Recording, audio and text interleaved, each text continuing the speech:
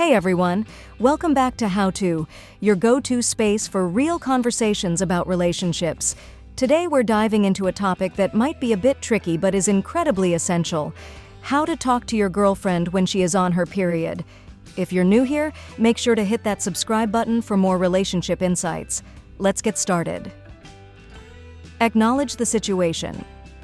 The first step is acknowledgement. We'll discuss the importance of recognizing that your girlfriend might be going through a challenging time during her period. Understanding and empathy lay the foundation for effective communication. Choose the right time. Timing is key. We'll explore when it's best to initiate conversations about her feelings and needs, considering that hormonal fluctuations can make certain moments more sensitive than others. Be supportive. Being supportive is crucial during this time. We'll talk about how to offer emotional support, lend a listening ear, and create an environment where your girlfriend feels comfortable expressing herself. Use empathetic language. Communication style matters. We'll provide tips on using empathetic language, avoiding insensitive remarks, and fostering a positive and understanding dialogue. Ask how you can help. Every person is different.